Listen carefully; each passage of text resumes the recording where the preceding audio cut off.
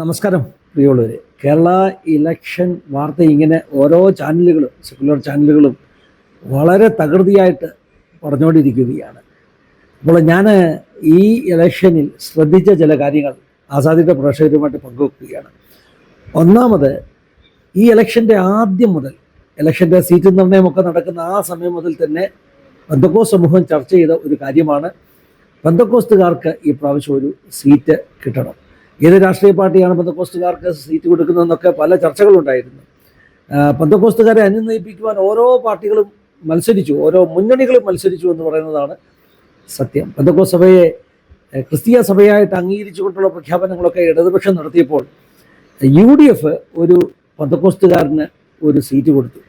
തവന്നൂര് advocate VS ജോയിക്കാണ് seat കൊടുത്തത്. ഈ VS ജോയിക്ക് seat കൊടുത്തപ്പോൾ തന്നെ ഞാൻ അത് ഒരു വാർത്തയിൽ പറഞ്ഞിരുന്നു. ശരിക്കും VS ജോയി നിലമ്പൂരുകാരനാണ്. നിലമ്പൂരാണ് ഒരു സീറ്റ് കൊടുത്തതെങ്കിൽ അവിടെ കുറേ പെന്തക്കോസ്തുകാരൊക്കെ ഉണ്ടായിരുന്നു. പക്ഷെ ഒരു പെന്തക്കോസ്റ്റൽ പ്രസൻസ് ഇല്ല എന്ന് പറയാനൊക്കത്തില്ല. പക്ഷെ വളരെ കുറവുള്ള തവന്നൂരിൽ, ക്രിസ്ത്യൻ പ്രസൻസ് തന്നെ വളരെ കുറവുള്ള തവന്നൂരിൽ പെന്തക്കോസ്തുകാരനായ VS ജോയിക്ക് സീറ്റ് കൊടുത്തിട്ട് എന്താ കാര്യമെന്നൊക്കെ ഞാൻ ഒരു വാർത്തയിൽ പാഠഭേദത്തിലോ മറ്റോ ഞാൻ പറഞ്ഞതായിട്ട് ഓർക്കുന്നുണ്ട്.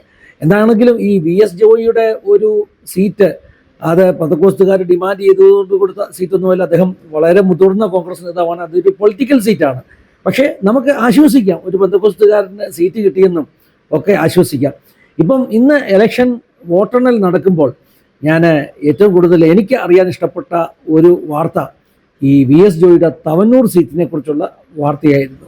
പക്ഷേ ധർമ്മടത്തൊക്കെ ഈ നമ്മുടെ പിണറായി വിജയനൊക്കെ പിന്നിലേക്ക് പോകുന്ന വാർത്ത ഇങ്ങനെ മുൻപിൽ നിൽക്കുമ്പോൾ UDF തരംഗം, കേരളം മുഴുവൻ UDF തരംഗം ഉയർന്നു നിൽക്കുന്നു എന്നുള്ള വാർത്തയൊക്കെ ചാനലുകൾ പറയാൻ മത്സരിക്കുമ്പോൾ നമ്മുടെ VS ജോയിയുടെ തവന്നൂരുടെ വാർത്ത അവർക്ക് വലിയ പ്രധാനപ്പെട്ട വാർത്ത ആയിട്ട് തോന്നിയില്ലായിരിക്കും. അതുകൊണ്ട് അതിനെക്കുറിച്ചുള്ള പരാമർശങ്ങൾ വളരെ കുറവാണ്. അതുകൊണ്ട് ഞാനൊന്ന് ശ്രദ്ധിച്ചു എന്ത് സംഭവിക്കുന്നു VS ജോയിക്ക്. ഞാൻ തെരഞ്ഞെടുപ്പ് കമ്മീഷൻ്റെ ലൈവ് അപ്ഡേറ്റ് വരുന്ന വെബ്സൈറ്റ് ഒന്ന് തുറന്നു വെച്ചു. അതിനകത്ത് കാണുന്നത് തവന്നൂരിൽ ഇപ്പോൾ 7788 വോട്ടുകൾക്ക് VS ജോയി മുന്നിട്ട് നിൽക്കുകയാണ്. 6 ഘട്ട വോട്ടെടുപ്പ് അതല്ലെങ്കിൽ വോട്ട് എണ്ണിക്കഴിഞ്ഞപ്പോൾ 6ാം ഘട്ട വോട്ട് എണ്ണിക്കഴിഞ്ഞപ്പോൾ VS ജോയി 7788 വോട്ടുകൾക്ക് മുന്നിട്ട് നിൽക്കുന്നു. അങ്ങനെയാണെങ്കിൽ ഈ അടുത്ത സമയങ്ങളിലായി പെന്തക്കോസ്ത് പാസ്റ്റേഴ്സും പല പെന്തക്കോസ്ത് പ്രമുഖ നേതാക്കന്മാരും ആഗ്രഹിച്ചതുപോലെ, ആവശ്യപ്പെട്ടതുപോലെ കേരള നിയമസഭയിൽ ഒരു പെന്തക്കോസ്റ്റൽ വിശ്വാസമുള്ള ഒരാളുണ്ടായിരിക്കും. പെന്തക്കോസ്തുകാരുടെ ശബ്ദമായി മാറുവാൻ VS ജോയിക്ക് കഴിയുമോ എന്നൊന്നും നമുക്ക് അറിയില്ല. എന്താണെങ്കിലും നമുക്ക് പറയാം, ഒരു പെന്തക്കോസ്തുകാരൻ കേരള നിയമസഭയിലുള്ളത് കൊണ്ട് പെന്തക്കോസ്തുകാരുടെ ശബ്ദമായിട്ടൊന്നും മാറണ്ട. പക്ഷേ കേരളീയ ജനസമൂഹത്തിൽ എല്ലാ വിഭാഗത്തിൻ്റെയും ശബ്ദമായി മാറിക്കൊണ്ട് സത്യസന്ധമായി നീതിയോടുകൂടെ ഒരു നല്ല MLA ആയി തീരുവാൻ VS ജോയി ജയിക്കുകയാണെങ്കിൽ, കാരണം ഇനിയും കുറേ വോട്ടെണ്ണൽ ബാക്കിയാണ്, എന്താണെങ്കിലും വലിയ ഭൂരിപക്ഷമൊന്നും പറയാനില്ല, പക്ഷേ ഒരു മാന്യമായ ലീഡ് അദ്ദേഹം കരസ്ഥമാക്കി കഴിഞ്ഞിരിക്കുന്നു. വിജയിക്കുമെന്ന് പ്രതീക്ഷിക്കാം. എനിക്ക് ഈ ഒരു പാഠഭേദമെന്ന് വിളിക്കാം. ഈ പാഠഭേദത്തിൽ എനിക്ക് പറയാനുള്ള ഒരു കാര്യം, ഈ പ്രാവശ്യത്തെ കേരള ഇലക്ഷൻ്റെ ആ ഒരു റിസൾട്ട് ഇന്ത്യൻ രാഷ്ട്രീയത്തെ തന്നെ വളരെ ബാധിക്കുന്ന അല്ലെങ്കിൽ അതിനെ സ്വാധീനിക്കുന്ന ഒരു ഇലക്ഷൻ റിസൾട്ടാണ്. ഇപ്രാവശ്യം കോൺഗ്രസ് UDF കേരളത്തിൽ ജയിക്കേണ്ടത് ഇന്ത്യൻ രാഷ്ട്രീയത്തിൽ തന്നെ ആവശ്യമായിരുന്നു. ഇപ്രാവശ്യം കോൺഗ്രസ് കേരളത്തിൽ തോറ്റിരുന്നുവെങ്കിൽ ഇന്ത്യൻ ഡെമോക്രസി ഒരുപക്ഷെ ഏകപക്ഷീയമായി ഏതെങ്കിലും ഒരു വൺ പാർട്ടി ഒരു ഡെമോക്രസിയായി പോകാനുള്ള വലിയ സാധ്യതയുണ്ടായിരുന്നു. ഇന്ത്യയിലെ തന്നെ ഏറ്റവും വലിയ രാഷ്ട്രീയ പാർട്ടികളിൽ ഒന്നാകുന്ന കോൺഗ്രസിൻ്റെ പതനത്തിൻ്റെ അവസാന ആണിയായിരിക്കുമായിരുന്നു ആ ഒരു ഇലക്ഷൻ റിസൾട്ട്. അങ്ങനെ കോൺഗ്രസ് തോക്കുമായിരുന്നെങ്കിൽ.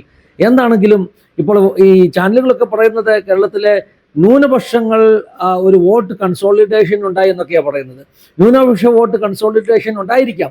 പക്ഷേ ഇതിൻ്റെ ഒരു പ്രധാനപ്പെട്ട കാരണമായിട്ട് ഞാൻ കാണുന്നത്, കേരളത്തിലെ ജനങ്ങൾ പ്രബുദ്ധരാണ്, വിദ്യാഭ്യാസമുള്ളവരാണ്, അവർക്ക് ഇന്ത്യയുടെ ഭാവിയെക്കുറിച്ച് നല്ല ചിന്തയുണ്ട്. കേവലം കേരളത്തിൻ്റെ ഭാവി മാത്രം ചിന്തിച്ചല്ല ഇന്ന് ഈ കേരള ജനത വോട്ട് ചെയ്തിരിക്കുന്നത്. ഇപ്പോൾ പല സംസ്ഥാനങ്ങളിലെ വോട്ടെണ്ണൽ നടക്കുമ്പോൾ ആ പല സംസ്ഥാനങ്ങളിലും NDA ആണ് ജയിക്കുന്നത്. കോൺഗ്രസിനൊന്നും അവിടെ ഒരു സ്ഥാനവുമില്ല. ആകെ കോൺഗ്രസ്സിന് നല്ല ഒരു പ്രതീക്ഷ ഉണ്ടായിരുന്നത് കേരളം മാത്രമാണ്. അപ്പോൾ കേരളം തോറ്റാൽ കോൺഗ്രസ് ഇന്ത്യയിൽ നിന്ന് തുടച്ചു മാറ്റപ്പെടുന്നു എന്ന ഒരു അജണ്ട അല്ലെങ്കിൽ എന്ന ഒരു ഒരു ഒരു എന്താ പറഞ്ഞ പ്രപ്പകണ്ട, അതിന് ഒരു വലിയ സ്ഥാനം കിട്ടുമായിരുന്നു. അതേതായാലും ഉണ്ടായില്ല. ആസാമിൽ BJP ശക്തമായിട്ട് പിന്നെയും ഭരണത്തിലേക്ക് വരുന്നു. അതുപോലെ തന്നെ എടുത്തു പറയേണ്ട ഒരു കാര്യമാണ് തമിഴ്നാട്ടിലെ വിജയിയുടെ വിജയം. പിന്നെ തമിഴ്നാട്ടുകാരങ്ങനെയാണ് കേട്ടോ, അവർ അല്പം പിന്നെ സിനിമ ടച്ചൊക്കെ ഉള്ളവർ, സിനിമാ ഫീൽഡിൽ നിന്നുള്ളൊക്കെ ഉള്ളവർ വന്നു കഴിഞ്ഞാൽ അവർ വോട്ട് കൊടുക്കും. കേരളത്തിൽ അങ്ങനെയൊന്നും നടക്കത്തില്ല. നമുക്കറിയാമല്ലോ, 2 സംസ്കാരമാണ്. 2 സൗത്ത് ആണെങ്കിലും 2 സംസ്കാരവും 2 ചിന്താഗതികളുമാണ്. പിന്നെ ബംഗാളിലെ കാര്യം, ബംഗാളിൽ കുറേ വർഷങ്ങൾ എന്ത് ചെയ്തു, ഈ CPM ഭരിച്ചു. അത് കഴിഞ്ഞ് കുറേ വർഷം മമത ഭരിച്ചു. ഇപ്പം മമതയെ മാറ്റാൻ ബംഗാളിലെ ആളുകൾ തീരുമാനിച്ചിരിക്കുകയാണ്. ഇവിടെയാണ് കേരളവും തമിഴ്നാടുമായിട്ടൊക്കെ ഉള്ള ഒരു കമ്പാരിസന് പ്രസക്തി ഉണ്ടാകുന്നത്. തമിഴ്നാട്ടുകാർ വോട്ട് കൊടുത്തതുപോലെ കേരളം ഒരിക്കലും എന്ത് ചെയ്യില്ല, വോട്ട് കൊടുക്കില്ല. ഇനിയും ബംഗാൾക്കാർ സത്യത്തിൽ മമതയെ ഇത്രയും നാൾ വെച്ച് ഉറപ്പിച്ചത് തന്നെ അത്ഭുതമാണ്. കാരണം അവരുടെ ഒരു പ്രശ്നം അതാ, അവരൊരാളെ സ്വീകരിച്ചു കഴിഞ്ഞാൽ ഒരു 10-30 വർഷം അങ്ങ് ഭരിപ്പിക്കും. ഇനിയിപ്പോൾ മമതയ്ക്ക് മാറേണ്ട സമയമായിരിക്കുന്നു. കാരണം ഇത്രയും നാളൊക്കെ ഭരിച്ചില്ലേ. വൈകിയാണ് അവർ ചിന്തിക്കുന്നത്, വൈകിയാണ് തീരുമാനമെടുക്കുന്നത്. പക്ഷെ മലയാളിക്ക് ഒരു ഗുണമുണ്ട്. നമ്മൾ മലയാളിയാടാന്ന് പറയത്തില്ലേ, മലയാളിയുടെ ഗുണം, മലയാളി അങ്ങനെ ആരെയും കണ്ണുമടച്ച് വിശ്വസിക്കത്തില്ല. മലയാളി അങ്ങനെ ആരെയും ഇരുത്തി അങ്ങ് ഭരിപ്പിക്കത്തില്ല. ഇനി കോൺഗ്രസ് സർക്കാർ വന്നാൽ തന്നെ ഇത് കോൺഗ്രസ് സർക്കാരിന് മനസ്സിലുണ്ടാകണം, നന്നായിട്ട് ഭരിച്ചില്ല എങ്കിൽ വലിയ അഹങ്കാരവും വലിയ ഈ പറഞ്ഞതുപോലെ ജനത്തെ വെല്ലുവിളിച്ചുകൊണ്ടൊക്കെ ഭരിക്കാൻ ശ്രമിച്ചു കഴിഞ്ഞാൽ മലയാളി അടുത്ത ഇലക്ഷന് മലയാളിയുടെ തനി സ്വഭാവം കാണിക്കും. അതാണ് ഇന്ന് കേരളത്തിൽ സംഭവിച്ചുകൊണ്ടിരിക്കുന്നത്. കേരളക്കാർ 3-ാം പ്രാവശ്യം പിണറായി സർക്കാരിന് 3-ാം ഊഴം കൊടുത്തിരുന്നുവെങ്കിൽ സംഭവിക്കാൻ പോകുന്നത്, കേരളത്തിൽ കോൺഗ്രസ് തകരും, ഇന്ത്യയിൽ കോൺഗ്രസിന് അത് ക്ഷീണമാകും. 3-ാം ഭരണം കിട്ടുന്ന CPMന്റെ 3-ാമത്തെ ഭരണം അല്പം കൂടെ പഴയതിലും ഈ പറഞ്ഞതുപോലെ ഞാനല്ലാതെ വേറെ ആരുമില്ല എന്ന് പറയുന്ന ശൈലി ഭരണമായിരിക്കും. അതുകൊണ്ട് തന്നെ CPM ആ 3-ാമത്തെ ഭരണം കഴിയുമ്പോൾ പൂർണ്ണമായിട്ടും തകരും. ഒടുവിൽ ഫലം കിട്ടുന്നത് സൈഡിൽ നിൽക്കുന്ന NDAയ്ക്കായിരിക്കും. ഇനിയിപ്പോൾ ഒരു ഗുണമുണ്ട്, കേരളത്തിലെ കോൺഗ്രസും രക്ഷപ്പെട്ടു, കേരളത്തിലെ CPMും രക്ഷപ്പെട്ടു എന്ന് തന്നെയാണ് പറയുന്നത്. ഈ ഇലക്ഷൻ അവർ തോറ്റത് അവരുടെ രക്ഷപ്പെടിയിലാണ്. നമ്മുടെ MM മണിയൊക്കെ പറഞ്ഞില്ലേ, തോറ്റാൽ ഞങ്ങൾക്ക് മണിയുടെ കൊളോക്കൽ ലാംഗ്വേജിൽ ഒരു പ്രശ്നമില്ലെന്നൊക്കെ പറഞ്ഞില്ലേ. അതാ അവർക്ക് നല്ലത്. പ്രതിപക്ഷത്തിരിക്കുന്ന ഭരണപക്ഷത്തിരിക്കുന്ന ഇടതുപക്ഷത്തെക്കാൾ ശക്തമാണ് അവർ. കേരളത്തിലെ രാഷ്ട്രീയത്തിൽ ശക്തമായി തിരിച്ചു വരുവാൻ ഒക്കെ അത് കാരണമായി തീരും. പൊതുവെ കേരളത്തിനും ഇന്ത്യൻ ജനാധിപത്യത്തിനും നല്ല ഒരു തിരഞ്ഞെടുപ്പ്, നല്ല ഒരു തീരുമാനമാണ് കേരളക്കാർ കാണിച്ചത്. കേരളക്കാരെ സല്യൂട്ട് ചെയ്യണം. നമ്മൾ മലയാളികൾക്ക് ബുദ്ധിയുണ്ടെന്ന് ഒരു പ്രാവശ്യം കൂടെ തെളിയിച്ചിരിക്കുന്നു. ഈ വിജയിച്ചവരെയെല്ലാം ദൈവം സഹായിക്കട്ടെ, അനുഗ്രഹിക്കട്ടെ എന്ന് പ്രാർത്ഥിക്കുന്നു. പ്രത്യേകിച്ചും VS ജോയി ജയിച്ച് നിയമസഭയിൽ എത്തുകയാണെങ്കിൽ എവിടെയെങ്കിലുമൊക്കെ നമുക്ക് അടക്കി പിടിച്ച് പറയാം, നമ്മുടെ ആളും നിയമസഭയിലുണ്ട് എന്ന് പറയാം എന്നൊരു ഗുണമുണ്ടായി. ദൈവം എല്ലാവരും സഹായിക്കട്ടെ. God bless you all. Have A wonderful time.